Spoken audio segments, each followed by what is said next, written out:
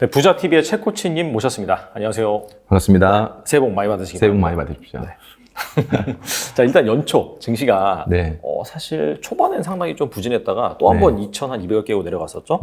그 다음에는 좀 반등을 하고 있는데 타이밍을 맞춰서 이제 미국의 12월 CPI가 6.5% 그래서 뭐 빠르게 둔화되고 있다라는 부분도 있고, 그 다음에 최근에 그 미국의 소비자 심리 지수 같은 경우에도 예상치를 웃돌면서 2개월 연속 상승을 하더라고요. 그래서 약간 분위기가 경기가 둔화되는 건 맞지만은 생각보다 그렇게 둔화되지 않으면서 이 골디락스 뜨겁지도 차갑지도 않은 그런 상황이다 라면서 얘기가 나오고 있는데 어떻게 보시는지 궁금합니다.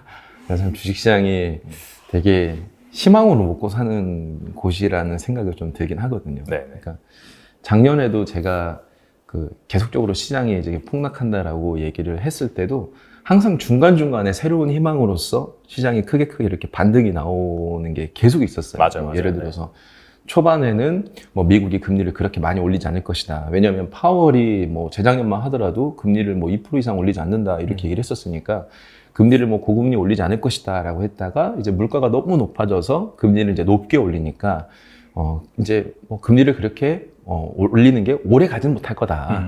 뭐 금리 인하가 빨리 올 거다. 뭐 피벗 얘기가 막 나오다가 나중에 또 인플레이션이 이제 정점화가 끝났으니까 이제 인플레이션이 빨리 내려와서 뭐 올해 초부터는 뭐 금리 인하가 될 것이다. 뭐 이런 기대들이 계속 생겨왔던 것 같아요. 그게 올해 들어서 이제 새로 생기는 게 이제 골디락스가 아닌가라는 생각이 들거든요. 그러니까 저도 사실은 일부분은 동의를 합니다. 근데 뭐 예를 들어서 미국에서 뭐 금리가 굉장히 높지만 고용이 너무 견고해서 시장이 무너지지 않으면 뭐 우리가 예상하는 것보다 침체가 크게 오지 않고 다시 상승할 수 있는 연착륙이 충분히 될 수 있지 않을까라는 생각도 일부는 사실 동의를 해요. 그런데 여기에서 제가 이제 걱정하는 부분이 뭐냐면 이 CPI 부분에서 우리가 기대하는 것보다 이제 더 내려가기는 쉽지 않을 것 같다라는 생각을 하거든요. 제가 저희 채널에서도 말씀드렸던 게 CPI가 저는 6에서 7% 정도를 기점으로 이제 우리가 기대하는 것만큼 많이 떨어지기 어려울 거다라고 생각을 했어요. 왜냐하면 일단 이번 CPI 발표에서 제가 상당히 눈여겨봤던 게 뭐냐면 이 CPI에서 전체적인 이 물가가 내려온 거냐 아니면 일부의 특정 부분만 일시적으로 내려온 거냐 이 부분을 봤는데 아니나 다를까 발표가 되고 나서 이제 봤던 게 에너지 가격이 좀 특출나게 많이 하락을 했어요. 이번 CPI 때. 특히나 뭐 가솔린 가격들 그리고 중고차 가격 이 두 가지 섹터만 크게 하락을 했고요. 나머지는 오히려 전월 대비 전년 대비 올랐습니다. 특히나 뭐 에너지를 제외한 서비스 물가는 특히나 더 많이 올랐거든요. 그러니까 이게 무슨 말이냐면 우리가 작년 12월에 보면은 유가가 한 90불대에서 70불 밑으로까지 내려갔었거든요. 근데 지금 보면 유가가 다시 80불대로 올라왔습니다. 그러면 우리가 기대했던 유가의 추가적인 하락은 이제 어렵다는 거거든요. 그러면 기대하고 있었던 부분이 더 내려오기는 어려운 상태다. 왜냐하면 서비스 물가가 더 오르고 있고 임금도 뭐 사실 상승세가 조금 둔화되긴 했지만 여전히 임금은 어려운 상태거든요. 미국이 이민법을 당장 바꿔줘서 새로운 서비스 시장에 뭐 저가 비용이라고 표현하면 좀 그런데 저비용에 인건을 줄 수 있는 사람들이 오지 않은 이상은 이 부분은 쉽게 해소하기가 어렵다. 그리고 이번 이 구인구직에서도 발표된 게 보면 자발적 퇴직자 수가 여전히 역대 최고치입니다. 그러니까 이게 자발적으로 퇴직했다는 것 자체는 이들이 새롭게 취업할 생각이 없다는 거거든요. 그러면 추가적으로 임금을 계속 주고 사람을 고용해야 되는데 결국은 기업들끼리 사람을 뺏는 행동을 계속 할 수밖에 없어요. 사람을 구해야 되니까. 그러면 당연히 이제 기사에서 표현하자면 근로자들의 협상력이 좋아졌다. 이렇게 얘기를 하거든요. 그러니까 지금 이 CPI가 이제 6%대 나왔는데 저는 이 다음부터가 이제 내려가는 것이 쉽지 않다. 그러면 찔끔찔끔 내려가거나 아니면 유가가 다시 올랐다. 에너지 가격이 다시 올랐고 중국이 이제 리오프닝으로 인해서 새로운 에너지를 또 수요가 급격하게 증가가 되면 그럼 물가는 또 다시 얼마든지 오를 수가 있다. 그러면 우리가 기대했던 인플레이션의 둔화가 여기서 이제 멈칫하는 순간 예상치 못한 변수가 발생할 수 있다라고 저는 이제 보는 거거든요. 그러니까 골디락스로 인한 기대감으로 시장이 반등이 한번 크게 나왔어요. 차트도 보면은 지금 역해된 숄더의 모습을 정말 잘 그리고 있거든요. 딱 역해된 숄더를 그렸는데 여기가 이제 상방이 딱 걸리는 시점까지 거의 다 와갔습니다. 그래서 저는 저희 이제 채널에서도 이 지점을 기점으로 골디락스의 희망이 조금 깨지는 모습이 나오면 주가는 얼마든지 다시 또 하락할 수 있다. 이런 말을 최근에 좀 하고 있어요. 그래서 지금의 반등은 아직은 상승으로 확 돌아섰다라고 보기에는 어렵다라고 저는 생각하는 겁니다. 그리고 이제 최근에 공개된 FOMC 의사라고 네. 보니까 어느 누구도 올해 이제 금리 인하 뭐 뉘앙스를 풍긴다든지 그런 건 전혀 없어요. 네. 그냥 뭐 12월 FOMC 당시에 점도표를 보면은 중립금리 상단이 5.1%잖아요. 네네. 그냥 뭐 여기에 따라서 그냥 유지하는 그런 쪽이긴 한데 좀 희한한 건 뭐냐면은 채권 시장 같은 경우에는 별로 그 얘기를 신뢰하지 않는 것 같더라고요. 네. 2년물 같은 경우에는 한때 한 4.1%까지 내려갔다가 지금 네. 4.2%, 10년물 같은 경우에도 한 3.4%에서 5% 수준인데 네. 아니 5.1%까지 그럼 올린 다음에 유지를 올해까지는 무조건 한다라고 얘기를 했으면은 이게 너무나 좀 빨리 채권 금리가 좀 내려간 것이 아닌지 좀 궁금하거든요. 네. 저는 사실 이 부분이 좀 가장 의아했었어요. 오늘 기사가 나왔더라고요. 네네. 올해 1월부터 14일까지의 외국인 서학개미입니다. 서학개미 기준으로 우리나라 실제 거래에서의 순위를 봤더니 9개 중에서, 그러니까 상위 9개 기업 이 거래 중에서 4개가 채권 ETF고요. 20개 중에서 9개가 채권 ETF입니다. 그러니까 지금 연준이 말하는 거에 대해서 시장은 전혀 신뢰를 하고 있지 않고, 맞아요. 예, 너네가 그렇게 얘기해봐야 결국은 금리 인하를 하게 될 것이다. 그러니까 최소한 연말 이내에 금리 인하에 베팅을 했기 때문에 채권에 대한 수요가 계속적으로 증가를 하고 있다라고 이제 저는 보여줍니다. 그러니까 네. 전혀 안 믿고 있는 거죠, 지금 시장. 네, 근데 사실 그 연준이라는 곳이 저도 항상 얘기하지만 100% 믿으면 안 된다라고 하거든요. 그러니까 그들의 발언을 우리가 주의 깊게는 보되 그들도 언제든지 뷰를 바꿀 수가 있어요. 경제라는 건 사실 우리가 대응이라는 게 가장 크잖아요. 그렇죠. 지금의 데이터를 가지고 미래의 데이터를 예측을 해서 이렇게 될 거라는 시나리오를 가지고 보고 있다가 중간에 어떤 데이터가 바뀌거나 정책이 바뀌면 그에 빠르게 대응을 해서 정책도 바뀌는 거고 우리의 뷰도 바뀔 수 있는 거잖아요. 그러니까 연준도 결국은 그런 위치에 있기 때문에 얼마든지 뷰를 바꿀 수는 있습니다. 그런데 아직까지는 그렇게 판단하기는 좀 이르지 않나. 왜냐하면 이미 앞에서 얘기했던 CPI 물가에 대한 둔화가 생각보다 이제 덜 되면 오히려 6%도 사실 우리가 9% 대비 6%면 많이 내려왔다라고 생각하는 거지 원래 평균치인 2%의 기준으로 봤을 때 아직도 3배가 높은 거거든요. 그렇죠. 사실 되게 높은 인플레이션이에요. 그 높은 인플레이션을 꾸준하게 성장률이 따라가 준다면 좋겠지만 그게 사실 쉽지 않기 때문에 그런 기대가 갑작스럽게 깨지는 순간이 온다라고 하면 그때는 또 채권 금리가 확 튀어오를 수가 있다라고 보여지거든요. 저는 이번 CPI에서는 이미 나왔고 FOMC도 이번에 거의 뭐 베이비 스텝 확률이 뭐 90% 이상이다라고 맞아요. 시장에서 네. 점치고 있잖아요. 일단 첫 번째 변수는 연준이 만약에 이런 내용을 기점으로 비스텝을 밟을 확률도 얼마든지 있는 거거든요. 그러니까 그게 이제 예상치 못한 변수가 되는 거고, 만약에 베이비 스텝을 밟아서 시장이 환호성을 지르더라도 그 다음 PCE 물가나 아니면은 CPI 물가에서 둔화가 확 줄어드는 모습이 나온다라고 하면 그때 또 연준의 주요 이사들이 나와가지고 또 되게 부정적인 발언을 할 거 아니에요. 그러면 그때 또 이제 시장이 한번 쭉 내려가면서 채권 금리가 튀어오를 수가 있는 거죠. 아직은 그렇게 확실하게 우리가 지금이 바닥이다라고 뷰를 보기에는 좀 이르다라는 저는 생각입니다. 확실히 약간 채권 시장은 계속해서 희망회로를 좀 돌리는 것 같다는 느낌이 들더라고요, 보니까. 맞습니다. 근데 사실 우리가 이렇게 사람은 같은 실수를 반복한다라고 하잖아요. 맞아요, 네. 작년에도 똑같았거든요. 작년에도 계속 희망회로를 돌렸어요. 뭐 코스피가 3,600에서 3,000 내려갔을 때도 다시 올라갈 거라는 희망을 가졌고, 그게 2,700 내려갔을 때도 다시 올라갈 거다. 2,500 내려갔을 때 다시 올라갈 거다. 계속적으로 시장은 이렇게 희망을 갖고 움직일 수밖에 없는 것 같아요. 그리고 솔직히 시장에는 우리가 알지 못하는 큰 손은 분명히 있는 거잖아요. 그렇죠. 이 큰 세력과 큰 손, 그리고 어떤 자본과 미디어의 힘을 가지고 있는 사람들은 시장에 어떤 투자자들이 떠나지 않게 하려면 지속적인 희망을 계속 안겨줘야 되는 거고, 그리고 연준도 마찬가지예요. 저는 연준이 거의 집안의 한 가장이라고도 저는 비슷하게 생각하거든요. 예를 들어서 우리 집이 망하기 직전이에요. 망하기 직전인데 가장이 자녀들한테 우리 망하기 직전이니까 너네도 이제 학교고 학원이고 유학이고 다 때려칠 준비를 해라라고 얘기하지 않잖아요. 그렇죠. 네. 어떻게든 최대한 좋은 쪽으로 우리가 얘기를 하려고 하잖아요. 그러니까 연준도 결국은 그 위치에 있는 거죠. 시장이 분명히 침체될 걸 알고 있지만 시장이 이제 침체될 거니까 너네 준비해라고 사실 이렇게 얘기할 수는 없어요. 안 좋지만 그 안에서 희망을 계속 브리핑을 할 수밖에 없기 때문에 이런 희망은 증시에서는 결국 사라질 수가 없는 것 같다. 누가 더 냉철하게 시장을 좀 분석하느냐가 그나마 살아남을 확률이 좀 높지 않나라는 생각을 해봅니다. 연준에서 계속해서 강조하는 게 경기가 이제 둔화되는 건 맞지만은 뭐 이게 침체라든지 막 그런 악화된 상황으로 가지는 않을 것이다라고 뭐 연은 총재라든지 그다음에 FOMC 회의에서 나오는 그런 발언 자체가 약간 연준에서도 어느 정도 희망을 심어주는 그런 메시지라고 볼 수 있겠네요. 그렇죠. 그게 있어야 연착륙이 가능하니까요. 근데 저는 솔직히 현실적으로 봤을 때 그건 쉽지 않을 거라고 보시는 게 역대 100년의 경제 역사 중에서 앞에서 엄청난 상승이 일어나고 난 뒤에 연착륙이 온 거를 단 한 번도 본 적이 없어요.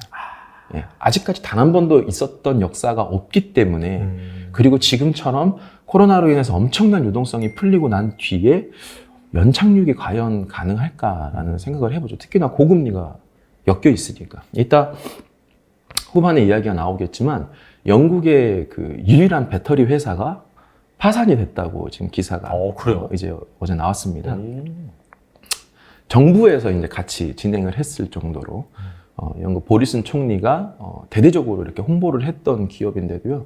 그 기업이 결국은 고금리를 버티지 못하고 이제 영국의 메인 배터리 회사가 파산 신청을 했거든요. 그러니까 그만큼 고금리 속에서 기업들과 국민들이 우리가 연착륙이라는 걸 기대할 만큼의 과연 잘 버텨질 것이냐. 그건 쉽지 않다라고 저는 보는 거죠. 알겠습니다. 그리고 이제 최근 방송한 거 보니까 저성장, 고물가 상황에서 다시 이제 에너지 가격이 오르고 있어서 네네. 1월 중순까지는 좀 기다려 봐야 된다 그렇게 말씀하신 것 같은데 네네. 근데 실제로 지금 유가가 원래 한 70불대 초반에서 지금 80불까지 올라왔어요. 네. 뭐 천연가스는 뭐 약간 많이 내려오는 상황이긴 하지만 네. 그래서 현재가 이제 그 시점이 이제 지금 어떻게 보시는지 궁금하거든요. 일단은 저는 되게 증시에서 저도 뭐 20, 30년 있는 분들보다는 이제 오래 있진 않았지만 저도 지금 한 이제 14년 차 정도 됐는데 제가 14년 있으면서 증시가 크게 폭락하고 시장이 많이 무너지는 걸 그래도 여러 차례 목격을 했거든요. 근데 그런 경험이 있다 보니까 사실 시장을 매우 공격적으로만 보기는 어려워요. 되게 보수적으로 보는 편이거든요. 왜냐하면 되게 저는 상승론자이긴 하지만 지금과 같은 시기에서는 상승만 외치기에는 리스크가 너무 크다는 생각을 가지고 있어요. 그래서 지금도 역시 마찬가지예요. 증시는 얼마든지 반등은 했지만 증시가 반등을 하더라도 제가 저희 채널에서 역헤드 앤 숄더에서 차트가 만약에 바닥을 지지해주면 이 2,500종 선까지는 충분히 상승을 할 수 있습니다. 하지만 그때가 될 때쯤에는 이제 우리가 조심을 해야 될 때가 옵니다라고 말씀을 드렸거든요. 그게 이제 이 CPI 발표 때문이었어요. 예, 이 CPI 발표에서 만약에 에너지 가격만 하락하는 모습이 나온다라고 하면 그 에너지가 다시 상승했을 때는 우리가 생각하지 못하는 변수가 발생한 거기 때문에 조심을 하자라고 이제 얘기를 했던 거거든요. 그게 이제 이번에 나왔으니 저는 2월 달에 FOMC 회의 이후에 그걸 기점으로 시장의 방향성이 좀 바뀌지 않을까라는 생각을 가지고 있어요.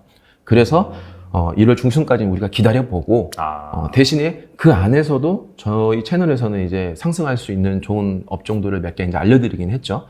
하지만 그 외에 공격적인 투자를 하는 것은 좀 지양하자 이런 말씀을 좀 드렸던 거죠.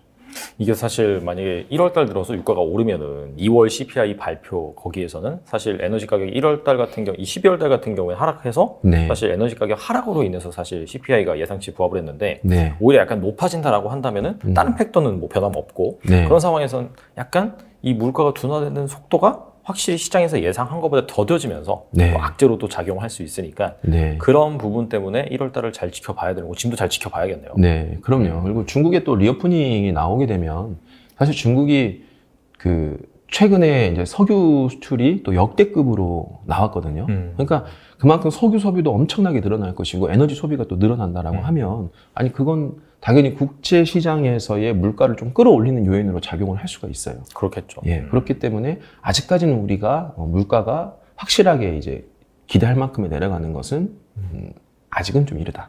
저는 그렇게 보고 있습니다. 그럼 결과적으로 약간 증권사에서는 약간 상저하고 이렇게 얘기 많이 하잖아요. 약간 뭐 상반기 같은 경우에는 역실적 장세 뭐 그런 걸로 인해서 기업들의 실적이 감소하고 사실 3분기부터 제가 이제 상장사들 실적 보니까 전분기 대비 좀 둔화되고 4분기부터는 전년 동기 대비 이제 꺾이는 그런 그림이 나와서 근데 뭐 이게 이 정도 꺾이는 흐름이 한 1년 정도 지속이 된다라고 한다면은 상반기에 부진하고 하반기엔 좋아질 것이 아니냐라는 논리에서 뭐 상저하고를 외치는 것 같은데 이건 어떻게 보세요? 되게 조심스러운 발언인데 제가 작년에 9월 달에 좀 조심하자라고 했다가 맞아요. 9월부터 11월까지 상승했다가 된통 혼났거든요. 근데 9월 달로 조심하자라고 했는데 사실 10월 달이 저점이었잖아요. 말하고 나서 조금 더 이제 하락하긴 했지만 어쨌든 사람들이 기억하는 것은 반등이 크게 나온 거기 때문에 사실 그 전까지 잘 맞추다가 좀 조심하자였는데 사람들 심리라는 게 내가 마이너스를 보는 것보다 남들 잘 올라갈 때 내가 그걸 못 가져가면은 더 배 아파하는 게 또 사람 심리잖아요. 맞아요. 그래서 사실 이런 뷰는 되게 조심스러워지고 있습니다만 저는 사실 좀 반대로 보고 있습니다. 반대요? 상고하자로 보고 있습니다. 근데 저도 약간 하반기는 모르겠는데 상반기가 오히려 괜찮을 것 같아요. 왜냐면 상반기는 사실 많은 기대가 있고 또 기업들의 새로운 비전에 대한 뷰가 많이 발표가 되고 있잖아요. 그리고 지금의 고금리 속이라고 하면 기술주나 성장주들은 당연히 실적이 좀 떨어질 수밖에 없고 최근에 또 골드만삭스가 이번에 또 이 어닝이 나왔잖아요. 14년 만인가의 최악의 실적으로 또 맞아요. 어제 나와는 뭐 충당금 많이 설정해서 그렇다고 하더라고요. 네, 어쨌든 간에 이런 기업들의 예상 실적들이 좀 이제 후반기가 가면 갈수록 고금리 속에서 어려워지기 때문에 저는 오히려 하반기가 더 어렵다고 보고 전반기가 오히려 더 기대출에서 상승을 좀 하는 모습이 보이지 않을까.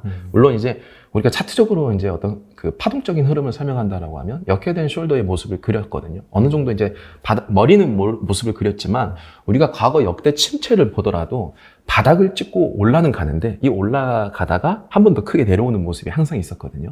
그러니까 그 상승은 전반기에 나오고 하반기에 오히려 이제 크게 더 하락하는 모습이 나오지 않을까. 그리고 금리에 대한 측면도 저는 마찬가지인데 제가 항상 강조하는 게 우리가 기대하는 건 금리 인하잖아요. 근데 금리 인하라는 게 선행적이냐 후행적이냐가 굉장히 중요하거든요. 금리 인하를 선행적으로 금리 인하의 시기는 이미 지났습니다. 이제 그 침체가 오기 전에 금리를 인하해야지 금리 인하가 긍정적인 걸로 해석이 돼서 시장이 오르는데 이미 그 수준은 지났고요. 이제 남은 금리 인하는 후행적 금리 인하밖에 없습니다. 그러니까 시장이 무너지고 난 다음이죠. 그럼 우리가 만약에 연준의 의견대로 연착륙이 된다고 가정을 해보자고요. 연착륙이 된다라고 하더라도 증시라는 게 계속 오를 수만은 없거든요. 결국에는 분명히 무너질 때가 와요. 어쩔 수 없습니다. 이거는 그냥 이치잖아요. 그러면 연착륙이 어느 정도 되다가 무너지는 때가 오면은 연준은 그때 금리 인하를 할 수밖에 없어요. 그러니까 앞으로 우리가 기대할 수 있는 금리 인하는 결코 좋은 의미가 아니다. 그게 하반기에 나오든 내년에 나오든 좋은 의미가 아니기 때문에 저는 그때가 더 마지막에 이제 하락이 제일 크게 오는 시기가 이제 되지 않을까라는 생각을 하고 있는 거죠. 그래서 저는 오히려 상저하고보다는 상고하저의 확률이 더 높지 않을까 그런 생각을 좀 해봅니다. 근데 이게 뭐 이렇게 뭐 말도 안 된다라고 생각할 수도 있겠지만은 사실 만약에 차라리 올해 그 상반기에 진짜 역대급 경기 침체가 와가지고 확 진짜 경제가 만약에 무너진다 하드랜딩으로 그러면은 사실 상저하고 맞을 수가 있고 그러면 상저하고 왜냐면 연준에서도 이제 그럼 안 되겠네라고 하면서 금리를 또 빠르게 내릴 수가 있고 유동성을 풀면은 사실상 뭐 좀 중간은 힘들겠지만 하반기 갈수록 이제 반등할 수 있는 그림이 나올 수가 있는데 그렇죠. 근데 만약에 연준에서 제시한 것처럼 그냥 5.1% 뭐 이 수준으로 쭉 올해 유지한다라고 한다면은 뭐 사실 상반기 같은 경우에는 금리 인상이 이제 약간 중단되는 그런 상황이 나올 수도 있으니까 그것 때문에 반짝 좋아하다가 근데 어차피 금리를 내리는 것도 아니고 고금리를 계속 유지를 하니까 이게 경영 환경이라든지 매크로 환경이 좋아지는 건 아니잖아요. 그렇죠. 골디락스의 희망이 사라지는 거죠. 한마디로. 그러니까 어떻게든 전반기든 1분기든 2분기든 골디락스에 대한 희망을 계속 품을 수는 있지만 아까 앞서도 말씀드렸다시피 기업들이 이제 파산하는 게 나오기 시작하면 하반기에는 골드락스의 희망을 품기가 어렵거든요. 그럼 그때가 되면 이제 기대치로 앞에 올랐던 것들이 하락하기 때문에 저는 오히려 하저가 맞지 않을까 그런 좀 생각을 해봅니다. 이건 뭐 이렇게 조심스럽게 말씀하시는 거니까 고지고대로 믿으시기보다는 이게 시장에서는 사실 상저하고를 다 외치고 있는데 그렇다면 은연중에 상저하고 그러면은 뭐 상반기에서 하반기에 팔아야겠네 그런 생각을 할 수가 있잖아요. 근데 이제 이 생각이 위험할 수 있다. 그러니까 좀 다양한 시각을 갖춰보자는 차원에서 여러분들 좀 이해를 하시면 될 것 같아요. 네, 맞습니다. 저는 이제 저희 채널에서는 항상 이제 드리는 말씀이 항상 우리가 한 발 빠르게 움직여야 된다라고 말씀을 드리거든요. 제가 재작년 말부터 시장에 이제 폭락을 외쳤는데 작년 한 2분기, 3분기까지는 대부분의 전문가분들 중에서 폭락을 예견하신 분들은 거의 없었거든요. 거의 없어. 이미 다 빠졌다. 이제 충분히 빠졌다. 그런 말이었죠. 거의 이제 바닥이고 이제 올라갈 일만 남았다 이런 얘기가 너무 많았는데 이제 제가 그 당시에 이제 폭락을 계속 외쳤고 제가 저희 채널에서 항상 뭐라고 말씀드렸냐면 작년에는 이제 우리가 살아남아야 될 해였다. 그러면 올해부터는 우리가 살아남은 뒤에는 새로운 희망을 품어야 될 때다라고 이제 말씀을 드렸거든요. 그래서 올해부터 이제 제대로 상승할 수 있는 기업들을 찾아야 된다. 그렇기 때문에 저는 이제 올해에는 분명히 이제 시장이 분명히 뭐 침체가 오고 경기가 좋다는 얘기는 아니에요. 근데 앞에서 확보해놓은 현금을 가지고 이제서 우리가 뭔가를 준비를 해야 된다라는 뷰를 가지고 있어서 분명히 경기 침체는 맞지만 지금부터는 우리가 좀 잘 찾아봐야 되지 않을까 그런 생각을 좀 하고 있습니다. 알겠습니다. 그럼 시장 얘기 여기까지 하고요. 그 다음에 주목할 만한 투자처, 또 네. 투자 아이디어가 무엇인지 좀 알아보도록 하겠습니다. 자, 최근에 그 키즈 시장에서 압도적인 1위, 네. 또 그런 기업이 있다고 2023년에 또 네. 좋을 수도 이렇게 말씀하신 걸로 알고 있는데, 이게 약간 키즈 시장 한다라고 하면 시장에서는 막 관심 있는 그런 섹터는 또 아니거든요. 그래서 그렇죠. 이제, 뭔지 궁금해서요. 저도 사실 전혀 몰랐는데요. 네네. 저희 조카가 이제 여자아이거든요. 예, 조카인데 티니핑이라는 그 캐릭터가 예. 저희 둘째가 좋아요. 예. 그래요? 저는 이제 아이가 없다 보니까 전혀 몰랐거든요. 네네. 네, 전혀 몰랐는데 이제 티니핑이라는 걸 얘기하길래 이게 뭐지? 하고 되게 인기가 많다라고 해서 한번 찾아봤어요. 찾아봤더니 원래 이제 이 기업이 미니특공대라는 곳을 만들었더라고요. 되게 이제 미니특공대는 저도 이제 유명한 걸 알고 있었는데 거기서 이제 이 티니핑이라는 새로운 캐릭터를 이제 만들었는데 사실 얼마 되지 않았어요. 이제 뭐 한 2년 남짓 됐는데 이번에 시즌 3가 이제 작년 9월부터 이제 방영이 됐거든요. 근데 또 인기가 엄청나게 좋다라고 하더라고요. 근데 사실 솔직히 말하면 다른 거 다 필요 없고 우리나라에서 아무리 인기 있어도 중국에서 인기 있으면은 그냥 끝이거든요. 그렇죠. 다마가 다르니까. 네, 근데 중국에서 이제 최근에 아무래도 OTT 시장도 많이 풀리고 한국에 대한 규제도 많이 풀리고 있잖아요. 그런 상황에서 중국에 가자마자 지금 OTT 시장 조회수 1위를 지금 바로 찍었어요. 그래서 이 기업 자체에 대한 비전이 전 좋다라고 봤고 그리고 상장한 지는 얼마 안 됐지만 저는 상승 여력이 충분하다라고 봤었어요. 사실 이 영상을 올리고 나서 꽤나 부정적으로 보는 분들이 많았어요. 그러니까 시가총액 대비 주가가 너무 높다. 이런 얘기를 했는데 사실 주식이라는 게 시가총액만 가지고 퍼만 가지고 얘기할 수는 있는 건 아니잖아요. 그렇죠. 그러니까 갈 곳 없는 돈들이 결국은 조금이라도 좋은 결과가 나오는 곳에는 자본이 몰릴 수밖에 없기 때문에 제가 아마 영상 찍고 나서 한 30% 정도 오는 걸로 알고 있는데 지금 중국에서 이제 OTT를 1위를 찍었으면 그 다음에 키즈 산업은 이 체인밸류가 처음에 캐릭터를 만들고 그 캐릭터가 방영이 되면 인기를 끌고 되면은 그때는 이제 상품을 만듭니다. 캐릭터로 인한 인형도 만들고 굿즈도 만들고 그러다가 그걸 유통을 하고 그 인기가 또 강해지면은 의류, 뭐 공연, 뭐 여러 가지로 다 이제 증가되거든요. 교육 영상부터 시작해서 저는 이제 이게 이제 시작됐다라고 보고는 있어요. 대신에 이 기업이 SAMG 엔터라는 기업인데 최근에 상장하고 나서 굉장히 높게 치솟았습니다. 그러니까 상장 시기에는 공모가가 예상치보다 좀 낮게 됐지만 상장 이후에 꾸준하게 상승을 해서 최근에 굉장히 높게 형성됐는데 이 기업을 뭐 지금 무조건 들어가자 이런 건 아니고 아직 이제 상품부터 시작해서 매출액이 더 올라갈 게 많거든요. 특히나 이따가 후반에 나오겠지만 지금 중국에서 아무래도 경제가 어렵다 보니까 다시 한국 시장에 대한 부분들을 많이 열어주고 있습니다. 예, 게임에 대한 판호 시장도 지금 대규모로 다시 몇 년 만에 열어주고 있기 때문에 얼마든지 저는 이 시장이 커질 수 있다라고 보고 있어요. 그래서 이 기업은 차트가 좀 크게 눌릴 때마다 저는 모아 간다면은 올해는 꽤 좋은 수익을 만들 수 있지 않을까라는 생각을 해보고 있었습니다. 이게 사실 상장한 지 얼마 안 됐다라고 한다면 오버행 스케줄이 있잖아요. 네. 1개월 확약 물량, 뭐 3개월 물량, 6개월 네. 물량이 있으니까 사실 그 펀더멘탈적인 게 좋다 하더라도 분명히 중간중간에 이제 네. 누른 게 있겠죠. 네, 물량이 쏟아질 네. 때가 있기 때문에 저는 그때 좀 잡자라는 생각을 가지고 있어요. 지금은 너무 올랐습니다. 최근에 보면은 뭐 전반적으로 뭐 엔터라든지 그쪽에서 오는 거 보면은 방금 말씀하신 뭐 웹툰이라든지 뭔가 핵심 IP를 가지고 있는 그런 기업들이 부각을 갖고 있는데 네. 뭐 이것도 사실 IP의 한 종류라고 볼 수 있겠네요. 그렇죠. 네. 그런 관점에서 이런 것들은 뭐 단기적으로 보기보다는 장기적으로 어차피 우리나라가 지금 잘하는 게 뭐 반도체, 2차 전지도 있지만은 엔터 쪽, 뭐 콘텐츠 쪽 잘하고 하니까 그런 관점에서 좀 길게 보셔도 괜찮을 것 같다는 생각이 드네요. 대신에 저는 정말 이 시청자분들한테 꼭 말씀드리고 싶은 게 있어요. 대한민국에서 개인 투자자분들이 정말 항상 아쉬운 게 뭐냐면 조급증이 있는 것 같아요. 너무 조급하게 어떤 이 선택을 하시는데 저는 다시 한번 말씀드리지만 주가가 좀 크게 눌렸을 때 사라고 말씀드리고 싶어요. 꼭 이런 영상이 올라가거나 바로 사시는 분들이 있거든요. 제가 저번에 달란트에 나와서도 말씀을 드렸고 다른 채널도 저희 채널에서 항상 말씀을 드렸지만 개인 투자자분들이 이것만큼은 절대 하지 마세요라고 하는 게 있었어요. 아무리 폭락이 오더라도 현금 확보를 하되 주식을 아예 하지 말라는 건 아니다.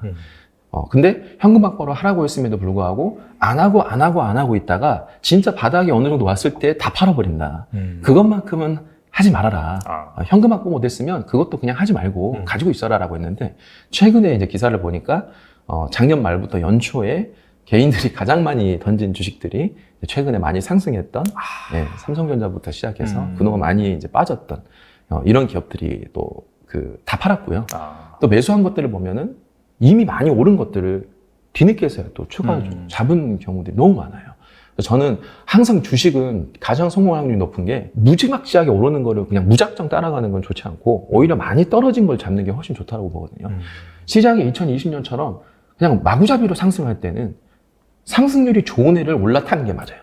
네. 근데 지금처럼 시장이 다 하락하고 있고 뭐 횡보하는 장이 이제 예상이 되기도 하고 어려운 이제 판단이 될 때는 많이 떨어져 있는 걸 사야 추가적인 하락도 덜하고 상승률이 높거든요.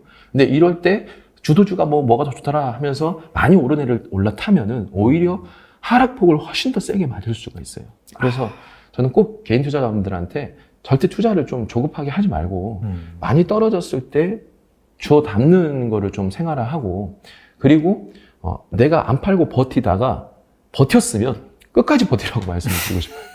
네, 진짜 현금 확보를 하더라도 일부만 해야지 버티다가 가장 쌀 때 다 팔아버리고 나가면 결국은 그건 남한테 싼 물량을 주는 것밖에 안 되거든요.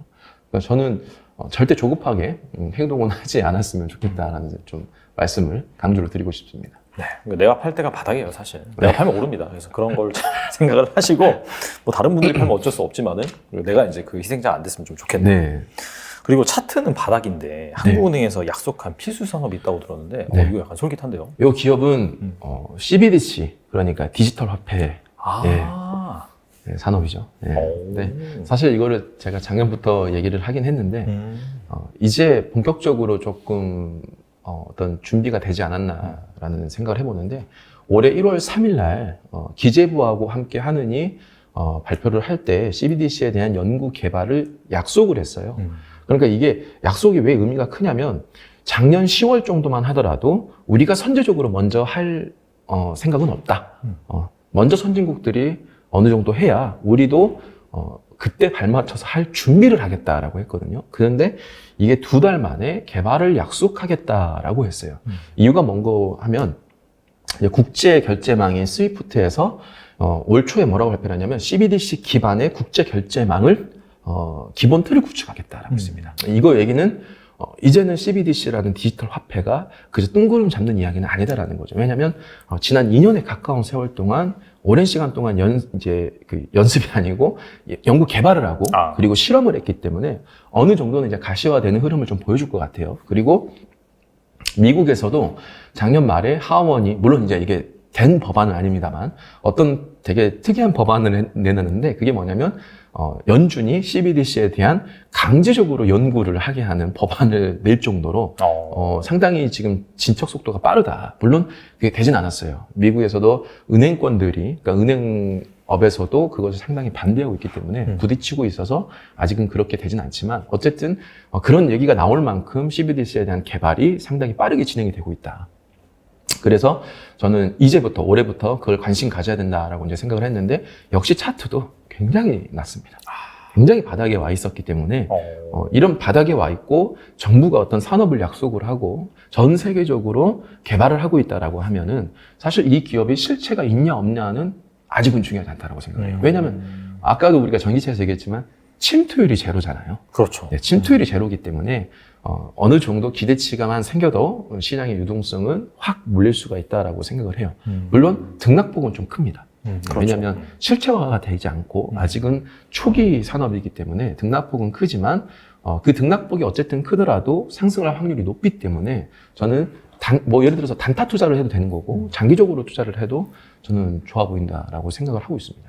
그러면은 이 관련 기업 같은 경우에는 약간 제가 알기로는 블록체인이나 CBDC 관련하면은 약간 그 뭐 자동화기기 쪽 그쪽이 약간 부각받는 걸 알고 맞습니다. 있는데 그런 기업들 말씀하시는 건가요? 네네. 그러니까 지금까지는 뭐 자동화기기나 아니면은 한은이 개발을 하는 데 있어서 같이 이제 참여를 했거나 아니면 보안 솔루션을 좀 가지고 있는 기업들이 현재 CBDC 관련주로 좀 엮여 있습니다. 그래서 대표적으로 이제 업종을 제가 괜찮다고 차트를 봤을 때 좋아 보였던 게 뭐 누리플렉스, 코나이, 한네트, 뭐 드림시큐리티, 그리고 로지시스, KCT, 뭐 KCS, K사인 이제 이 업종들을 제가 방송에서 말했는데 상당히 크게 지금 상승률이 나왔던 업종들이 다수 있어요.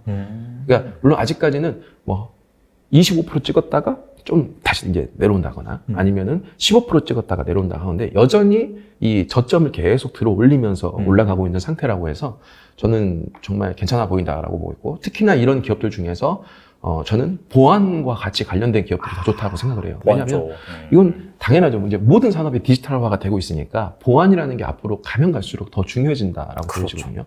그러면 그와 관련된 업종들은 당연히 CBDC 관련주랑도 엮이고 보안도 같이 되어 있기 때문에 이런 업종들이 좀 더 좋지 않을까라는 생각을 했고 실제로도 그런 업종들의 주가 상승률이 굉장히 높게 나왔습니다.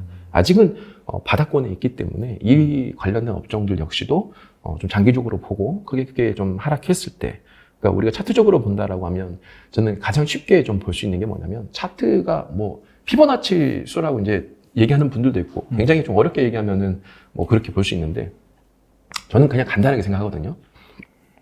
차트가 이렇게 올라갈 때는요.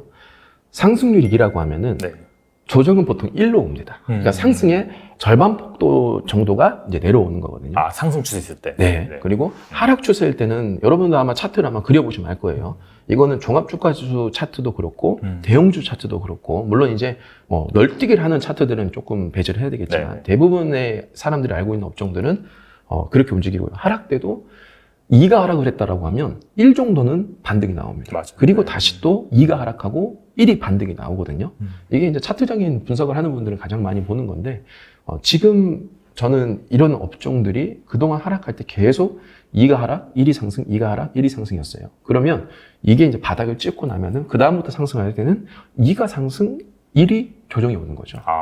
이런 기준을 이제 어느 정도 잡아서 눌렸을 때 좀 모아간다는 생각으로 가져가면은 상대적으로 안전하게 투자 수익을 좀 올릴 수 있지 않을까라는 생각을 해보는 거예요. 네. 그리고 방금 말씀하신 이런 종목들이 시가총액 사이즈가 좀 작고 그죠? 맞게 대형주 이런 건 없어요. 그렇기 때문에 방금 말씀하신 것처럼 이게 단기간에 급등하면은 또 조정이 나올 수 있으니까 그런 부분, 그런 주식의 특징을 잘 감안을 하시면서 여러분들이 좀 뭐 참고를 하시면 좋을 것 같습니다. 그리고 또 역대급으로 싼 가격인데 이제 유동성이 이제 몰리는 그런 주식이 있다고 들었는데 이건 뭔가요? 저 이거는 이제 게임주라고 보고 있습니다. 게임주요? 게임주는 제가 작년 내내 추천을 거의 한 적이 없거든요. 근데 게임주 저는 아까도 말씀드렸다시피 많이 폭락해 있는 걸 사는 걸 좀 좋아하는 편이에요. 그러니까 사실은 우리가 주식이라는 걸 쌀 때 사서 비싸게 팔자가 가장 기본 중에 기본이잖아요. 뭐 바닥이 어딘지는 우리가 다 알 수는 없겠으나 많이 떨어졌지만 사양되지 않을 산업이라면 저는 그때 사야 된다고 보거든요. 게임주가 보면은 거의 1년 반 동안 내리 그냥 하방으로 꼽아서 지금은 거의 근 10년치에서 가장 바닥의 위치에 있습니다. 근데 저는 일단 차트적인 부분은 제외하고 그냥 실생활에서 제가 경험했을 때 보면은 사람들이 게임을 언제 많이 하냐라고 생각을 해본다면 경기가 안 좋을 때, 안 좋을 때 가장 많이 한다고 보거든요. 맞아요. 솔직히 이제 진짜 침체가 오면은 일자리도 많이 사라지고 하면 사람들이 사실 욕망적인 부분을 없앨 수는 없어요. 그 어려운 상황 속에서도 내가 어떤 나의 욕구를 채우고 즐거움을 만끽할 수 있는 거는 게임밖에 없다라고 저는 보거든요. 그래서 코로나 때 물론 게임 산업이 특수 호황을 누리긴 했지만 그 이후로 엄청나게 하락한 상태에서 이제 게임 산업을 저는 다시 사람들이 할 거라고 보고 게임을 그리고 중국에서도 이제 판호 시장을 대규모로 열어주고 있기 때문에 신작들도 많이 앞두고 있어요. 게임 업체들이. 그래서 저는 오히려 이럴 때 게임주를 사야 된다. 그동안 주가가 어마어마하게 하락했기 때문에 지금부터 모아가야 된다라고 이제 생각을 하고 있어요. 물론 제가 이제 영상을 찍고 나서 많게는 30% 이상, 적게는 15% 이상 오른 상태인데 그렇게 보더라도 차트가 정말 바닥에서 요만큼 올랐습니다. 요만큼 올랐기 때문에 역시 이 업체들도 조금씩 눌릴 때마다 저는 모아간다라고 하면은 굉장히 좋은 수익을 얻지 않을까. 그리고 아무래도 중국 시장에 판호를 많이 열었기 때문에 중국에서 이제 게임 산업을 하고 있는 업체들이 좀 주도주적으로 올라가지 않을까라는 생각을 좀 해보고 있습니다. 이 게임주는 그냥 대형주, 뭐 크래프톤, NC소프트 이런 업체들도 있고 좀 작은 주식들도 있는데 사실 뭐 크기를 논하기보다는 약간 그 중국에서 지금 잘 되고 있는 그 중국과 관련이 되어 있는 네. 그런 좀 IP를 가지고 있는 네. 그런 주식 쪽을 좀 주목을 하면 좋겠다 그런 그렇죠. 말씀이죠. 최근에도 상승률이 가장 높았던 게 웹젠이라는 네네. 이제 종목이고요. 저도 웹젠은 개인적으로 되게 좋아했던 게 제가 어릴 때 했던 게임이 뮤라는 게임이었는데 웹젠이 이 뮤라는 게임을 만들거든요. 진짜 게임은 잘 만들어 놓으면 20-30년 가는 것 같아요. 최고. 네. 한 번 만든 걸로 정말 오래 갔는데 와. 이게 또 중국 시장에서 굉장히 또 인기를 많이 끌었습니다. 그래서 지금도 그 뮤라는 게임이 중국에서 엄청난 인기가 있냐? 그건 아니지만 어쨌든 시장에서 인식하고 있는 것은 이게 중국 시장에 굉장히 많이 연관되어 있는 업체다 보니까 웹젠이 30% 이상 가장 크게 상승을 했거든요. 그래서 저는 중국과 관련되어 있는 이 기업들이, 종목들이 상승률이 굉장히 높게 나올 거다라는 생각을 좀 하고 있고, 좀 대신에 게임주 중에 좀 조심해야 될 부분들은 이제 아무래도 코인 이슈들이 좀 많았던 이제 업체들은 뭐 NFT라든지. 네, 그런 업체들은 조금은 후발주자가 되지 않을까, 후순위가 되지 않을까. 안 좋다라기보다는 굳이 그런 이슈가 없고 잘 올라갈 애들이 있는데, 그렇죠. 그런 이슈를 가지고 있는 기업들을 투자할 필요는 없을 것 같다라는 생각을 해봅니다. 뭐 약간 자금을 집행하는 주체 측면에서도 네. 약간 그런 뭐 코인 노이즈가 있는 쪽은 아무래도 당연히 약간 좀 후순위 밀릴 수밖에 없기 때문에 그렇죠. 그런 관점에서 생각해 네. 보시면 되지 않을까 생각이 되네요. 네, 맞습니다. 알겠습니다. 그리고 약간 반도체 얘기를 좀 해볼까 하는데 삼성전자가 이제 4분기 실적이 이제 어닝 쇼크로 발표가 됐잖아요.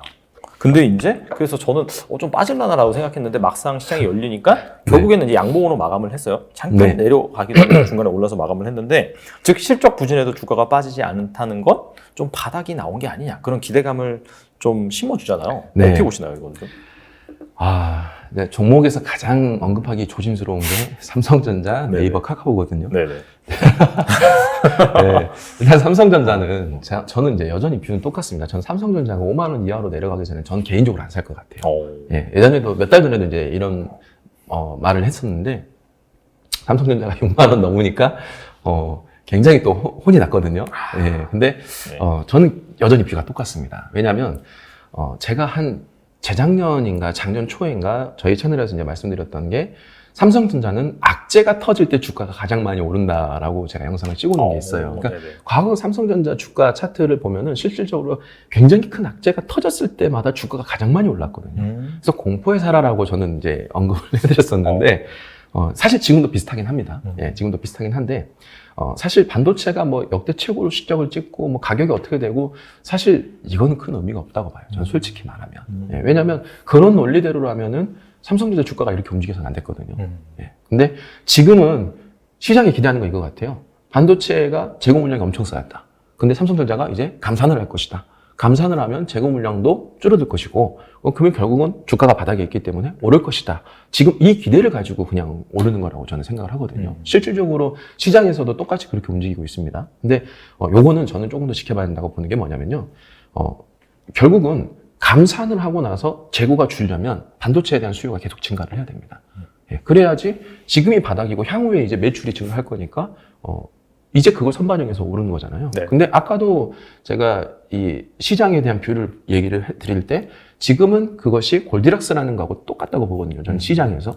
근데 만약에 여기서 시장이 아직 침체가 제대로 오지 않았다라는 뷰가 다시 시장에 나타난다라고 하면 감산을 하더라도 시장이 좋아지지 않았는데 주가를 미리 반영해서 올라간다는 것은 저는 이르다라는 생각이 들거든요. 그래서 저는 이게 아직은 바닥이다라고 보기에는 좀 이르다.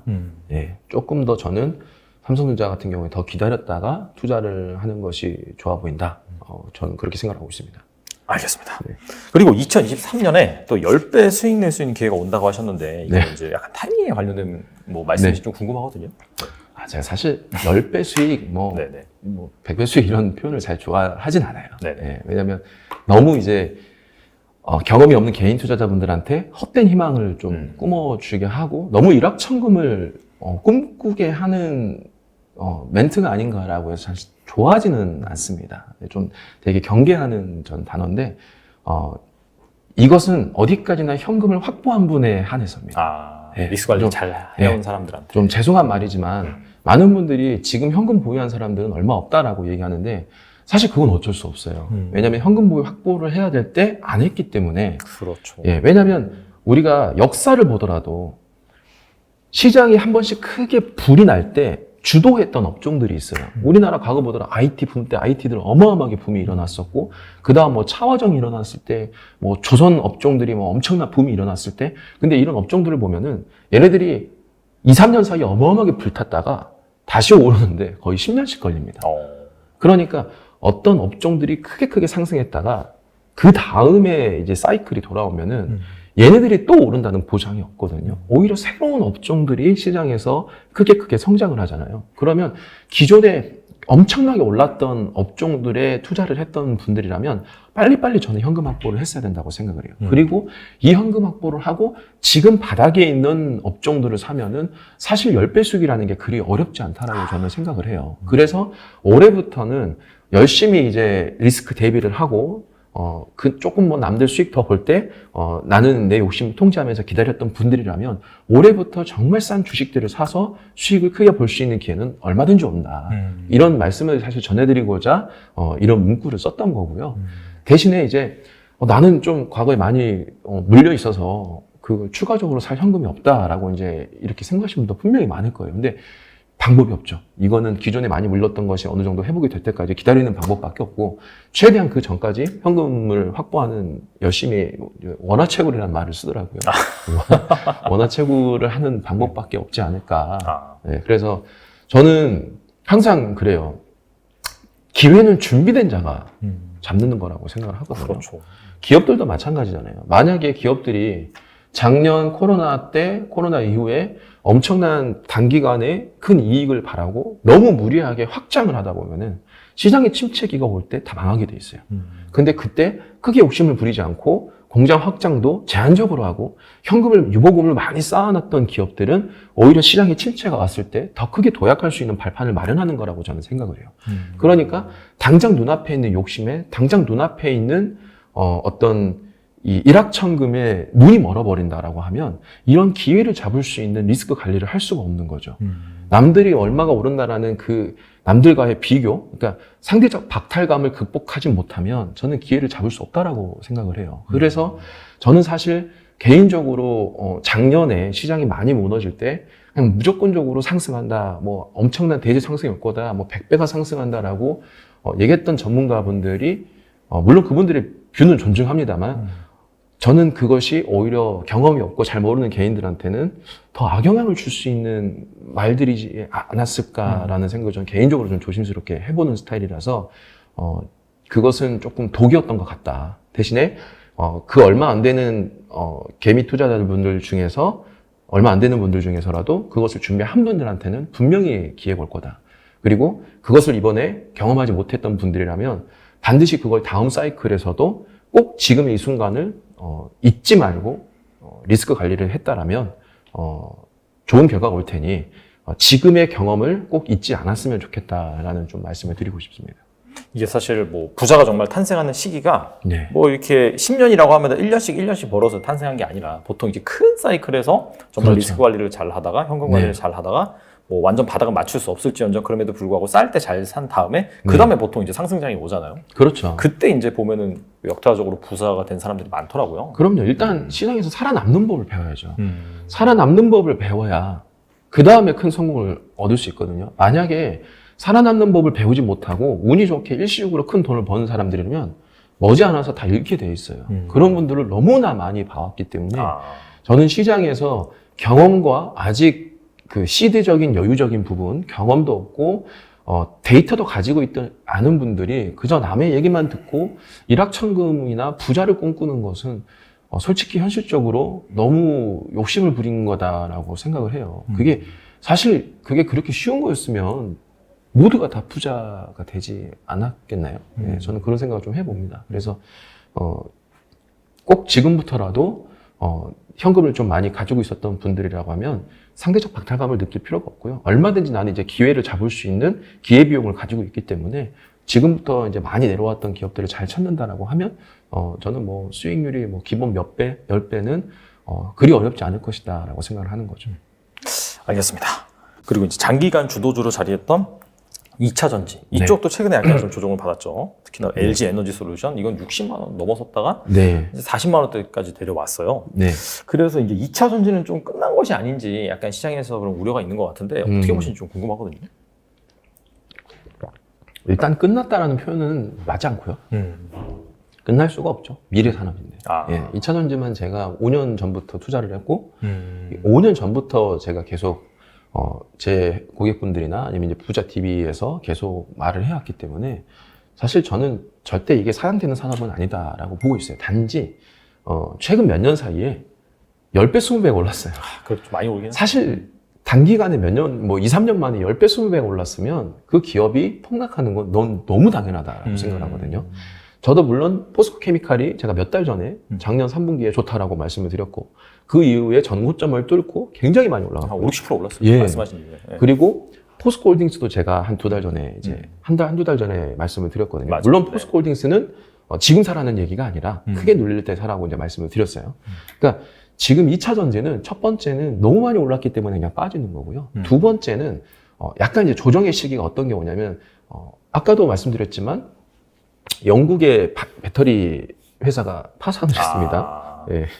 이게 되게 충격적인 이야기인데 맞아요. 예, 이 기업이 파산을 했다는 것 자체가 정부가 같이 보리슨 총리가 선두에 나서서 녹색 산업입니다라고 외쳤던 기업이 파산을 했는데 이게 고금리하고 이 자본을 조달하지 못했고 물론 이제 수율에서 문제가 발생한 것도 있지만 어쨌든 새로운 산업이라는 게 시장에 들어오면요 침투율이라는 게 있잖아요. 이 침투율이 5% 미만일 때는 이 기업이 좋냐 안 좋냐를 불문하고 그냥 다 오릅니다. 그렇죠. 예, 다 오릅니다. 그리고 뭐 누가 이거 비슷한 사업을 이제 시작했대 그러면 다 오르죠.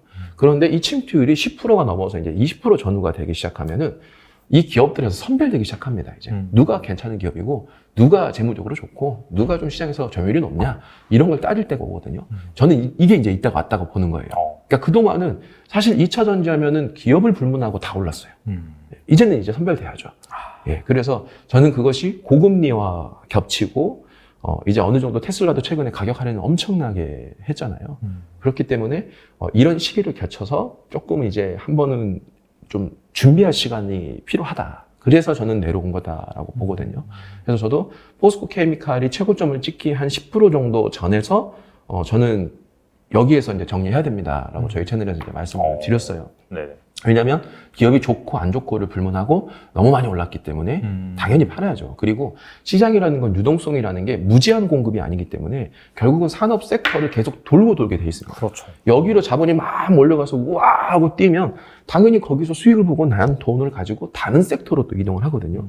그러면 지금 올해 들어서 새로운 섹터 이슈가 뭐냐면은 AI, 뭐 챗봇, 로봇 이런 쪽으로 지금 자본이 이동을 하잖아요.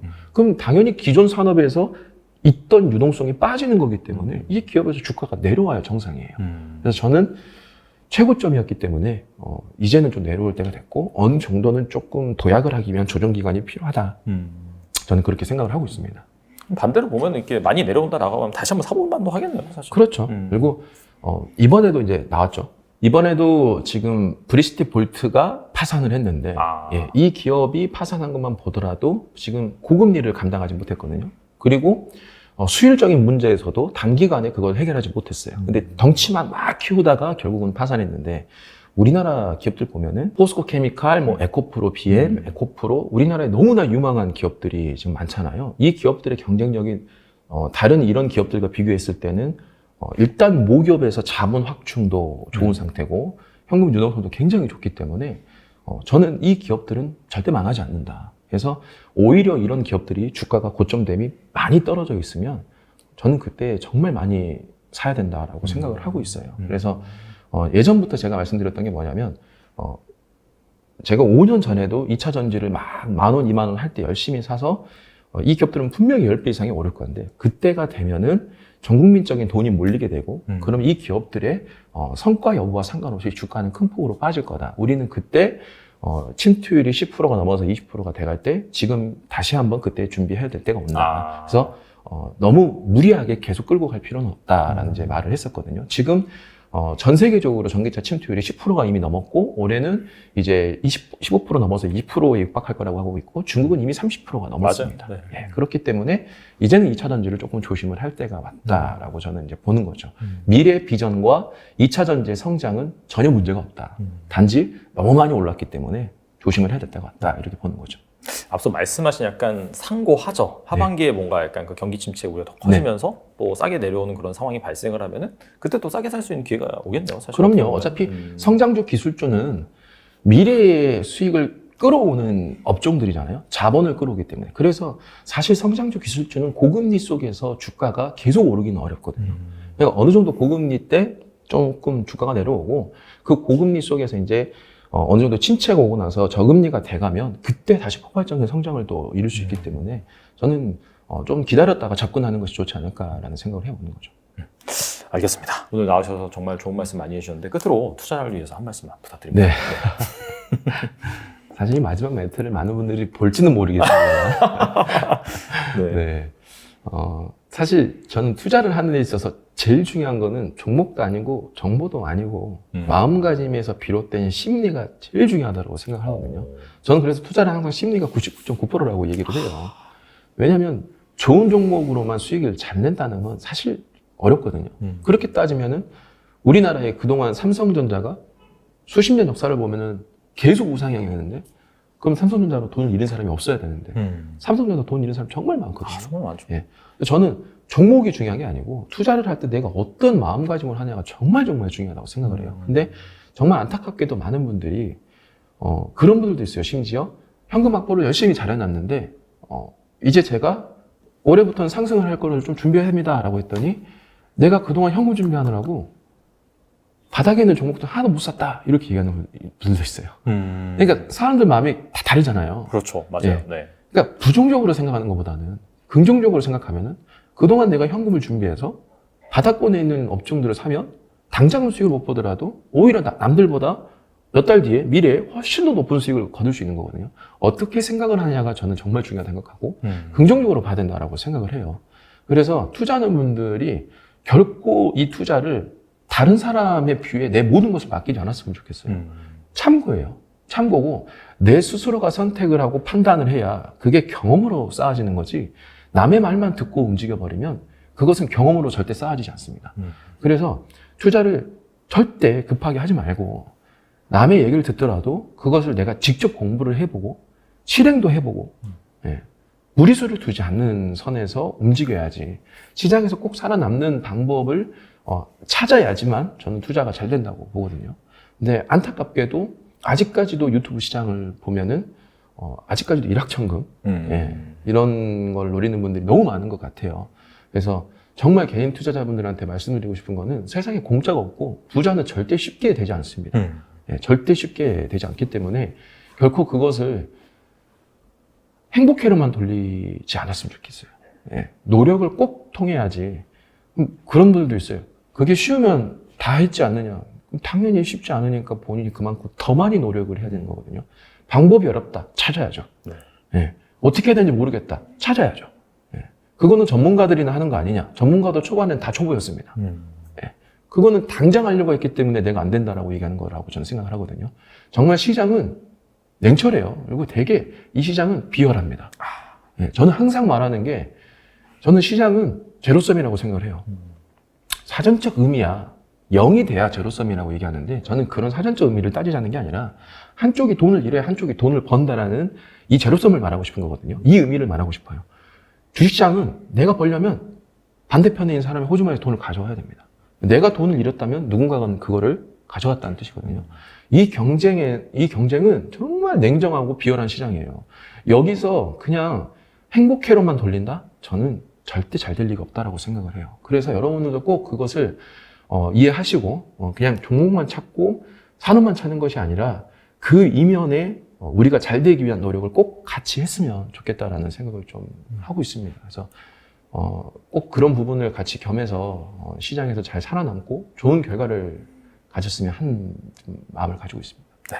뭐 유튜브 말씀하셨으니까 저 추가적으로 말씀을 드리면은 이게 사람들이 되게 관심 있어하고 좀 그런 쪽에 이제 자세히 보시면 좀 자극적이죠. 네. 그 다음에 특정 섹터라든지 종목 이런 거 키워드를 많이 올리면 사실 많이 보거든요. 네. 달리 말하면은 그런 키워드나 그런 종목 같은 경우에 위험할 수가 있다는 거예요. 근데 솔직히 네. 말하면 그런 걸 쓰는 건 저는 나쁘지 않다라고 봐요. 왜냐면 아니 그래 보니까 네네. 단지 내용을 다 보셨으면 좋겠어요. 아, 내용을 안 봐요. 썸네일만 보고 얘기를 하거든요. 맞아. 실질적으로 저도 다른 채널에 나가면 제가 했던 얘기보다는 조금 더 자극적으로 혹은 조금 더 다른 이야기로 썸네일이 제작이 돼요. 맞아요. 내용을 봐야죠. 근데 많은 분들이 리플 달 때 내용은 보지도 않고 썸네일만 보고 맞아. 다는 분들이 정말 많아요. 그러니까 꼭 내용을 잘 확인하셨으면 좋겠고 그 사람들이 말하는 그 내용의 전체적인 흐름을 잘 이해하셨으면 좋겠어요. 내가 정답을 정해놓고 이 내용을 보려고 하면 결코 그 내용이 제대로 들리지 않거든요. 그래서 편협적인 시각은 정말 시장에서 좋지 않기 때문에 조금 더 마음의 여유를 가지고 제대로 된 내용을 좀 보셨으면 좋겠다라는 생각을 해봅니다. 네, 편협적인 시각 한쪽만 맞을 거야 이쪽에 대한 관심이 집중되거나 할 때 그게 위험한 아이디어가 될 수 있거든요. 그런 차원에서 지금 증권가에서 뭐 상저하고 많이 외치긴 하지만은 또 최 코치님께서는 그 반대로 될 가능성에 대해서 말씀하셨으니까 균형적인 시각을 가져가시면서 여러분들이 투자에 임하신다면은 분명히 투자에 큰 도움이 될 거라고 생각이 됩니다. 네, 지금까지 최 코치님 나오셔서 감사합니다. 감사합니다.